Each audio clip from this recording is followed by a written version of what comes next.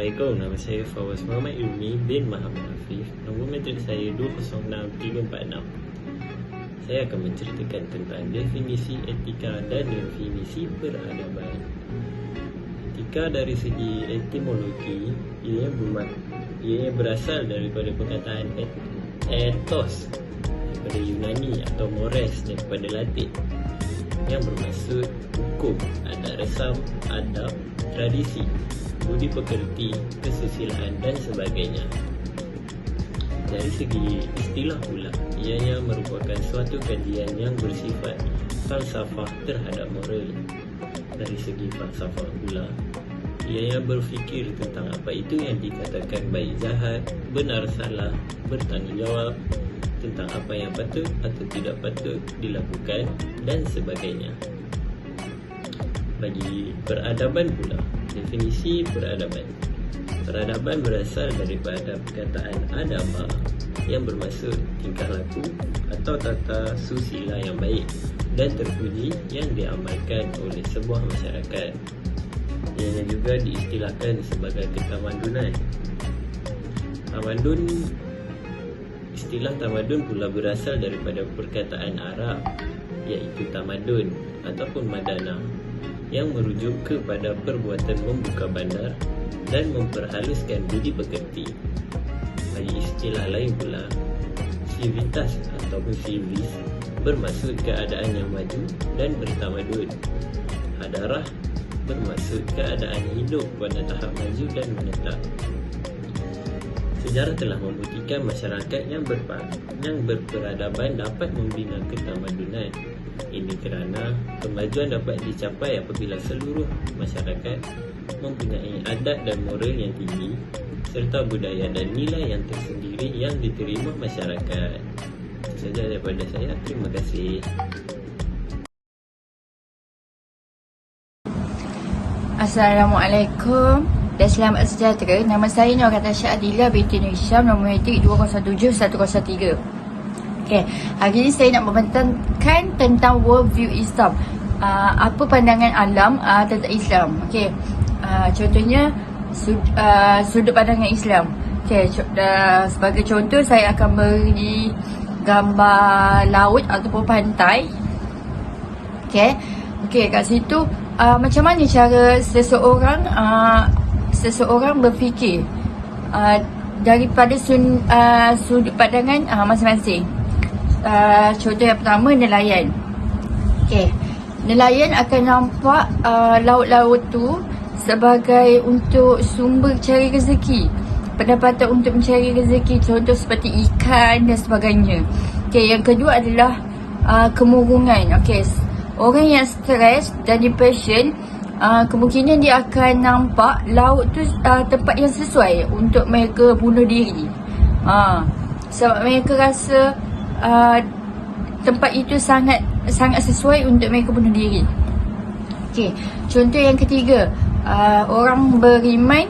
Okey, contoh orang beriman adalah mereka melihat suasana pantai ataupun laut adalah satu suasana yang tenang je. Okey, itu bagi pandangan orang yang beriman. Okey, bergantung cara pemikiran seseorang. Okey, pemikiran, bentuk sikap, pilihan kehidupan yang bawah ni. Okey, pemikiran tu, apa yang kita fikir, benda yang baik positif akan bentuk sikap kita. So bentuk kita sikap dengan terhasilnya cara kita berfikir. Okey, bentuk sikap tu akan menghasilkan pilihan kehidupan kita. So kalau kita pilih perkara yang baik-baik, insya-Allah yang baik-baik akan datang kat kita. Kalau sebaliknya lah jadi. Itu itu adalah pandangan saya tentang worldview Islam. Terima kasih. Hai, Assalamualaikum. Nama saya Nur Hafizah binti Mazan, bernombor matriks 207070. So saya akan menerangkan apa itu asas akhlak. Okey, asas akhlak dari sudut yang bermaksud perkataan yang mencerminkan tingkah laku dan tutur kata, penampilan atau imej diri rupanya dalam bahasa Arab dikatakan sebagai akhlak. Dan nombor 2 ialah bagi non-Muslim atau agama lain, mereka ada istilah lain yang mencerminkan perangai atau tingkah laku mereka, iaitu etika. Okey, untuk riwayat hadis, jadi rupa-rupanya akhlak dan iman itu seiring. Contoh pertama, saya bagi kalau akhlak kita baik, maka iman dalam keadaan baik. Okey, contoh kalau akhlak kita mempunyai masalah, jadi iman kita turut bermasalah. Dia mengikut apabila akhlak kita baik, maka baiklah ia. Kalau jika buruk, maka buruklah ia. Okey, dan dia berlaku secara spontan tanpa paksaan, terjadi dengan sendirinya. Dia tanpa paksaan dan terjadi dengan sendirinya dan telah menjadi tabiat. Contohnya, apabila kita melakukan sesuatu perkara yang kita sering buat, kita akan menjadikan benda tu sebagai tabiat kita. Okey, dan istiqamah iaitu berbuat selalu, dan bermaksud apabila kita renung-renungkan diri kita dari tidur sampai bangun tidur, apa yang kita buat tu merupakan istiqamah. Rupanya ia telah menjadi akhlak kita. Contohnya, selepas kita mandi, apa kita buat, itu merupakan istiqamah kita, iaitu kita melakukan perkara itu dan merupakan satu akhlak selepas kita buat tu. Okey, kategori akhlak terbagi kepada 2, iaitu mahmudah, iaitu terpuji, dan yang keduanya ialah mazmumah, iaitu keji. Okey, dari asas akhlak mahmudah Imam Al-Ghazali, dia terdiri kepada 4, iaitu kebijaksanaan, keberanian, kebersihan jiwa dan keadilan, iaitu di mana bagi kebijaksanaan dia dapat membezakan yang benar dan yang salah, dan bagi keberanian pula dia berani menahan marah dengan menggunakan akal. Contohnya, apabila kita sedang marah, kita akan bagi seseorang yang tidak mempunyai akhlak yang baik, dia akan marah dan menggunakan perkataan-perkataan kesat. Dan bagi seseorang individu yang mempunyai akhlak yang mulia, dia akan marah dengan menggunakan akal. Contohnya, dia akan istighfar dan mendorong dirinya untuk sabar dan tidak menggunakan perkataan yang kesat. Dan yang ketiga ialah kebersihan jiwa, di mana menahan keinginan syahwat dengan mendidiknya untuk tunduk kepada syarak. Dan yang terakhir sekali ialah keadilan, iaitu kekuatan jiwa yang boleh mengatasi sifat marah dan keinginan syahwat, membimbingnya ke arah kebijaksanaan. Assalamualaikum, nama saya Nur Atika binti Muhammad Jamil dan nombor matrik saya 205733. Baiklah, seterusnya saya akan menjelaskan apakah itu asas etika. Saya akan mulakan dengan definisi etika.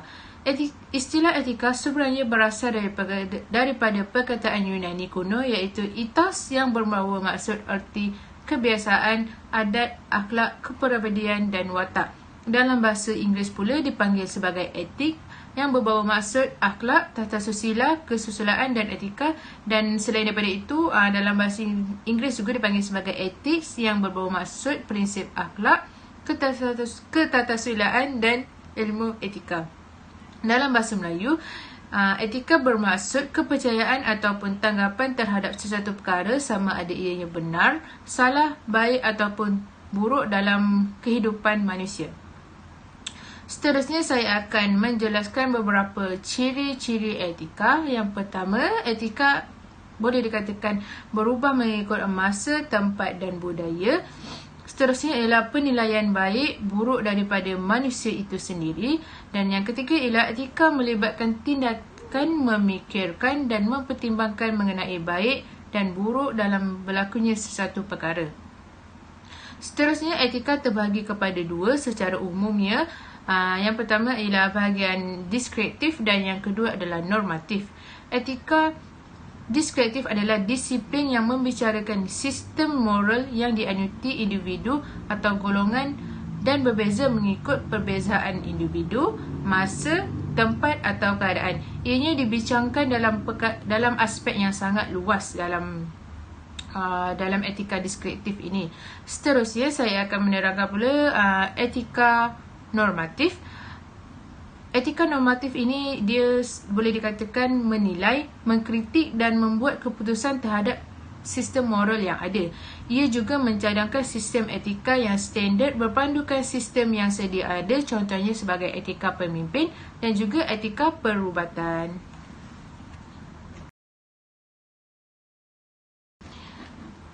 Kemudian saya akan menjelaskan pula mengenai konsep peradaban dan saya mulakan dengan maksud peradaban. Maksud peradaban dimaksudkan sebagai keadaan, tingkat kemajuan pada kehidupan jasmani dan rohani dalam sesebuah bangsa, masyarakat, tempat tinggal dan sebagainya.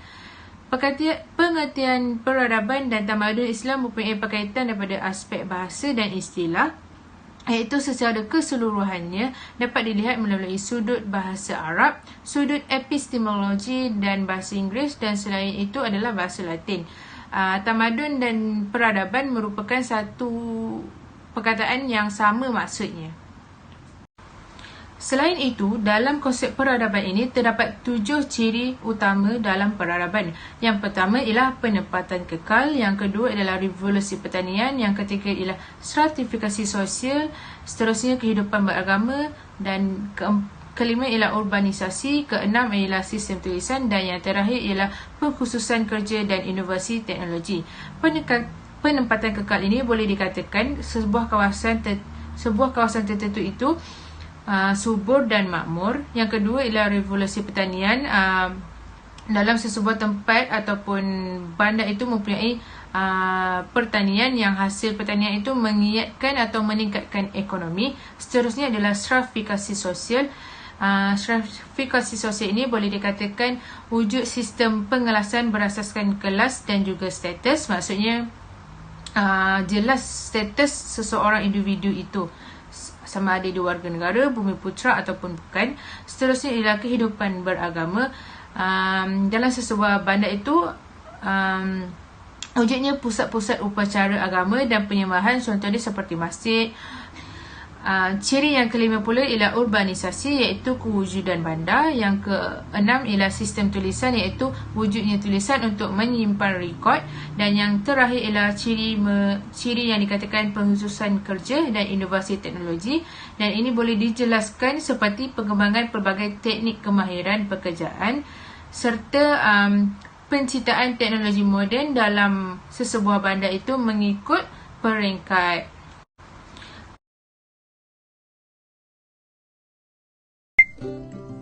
Hai, selamat sejahtera semua. Saya Muhammad Iri Dayat, nombor metrik 208555. Seterusnya saya akan menceritakan tentang etika dan akhlak dalam peradaban.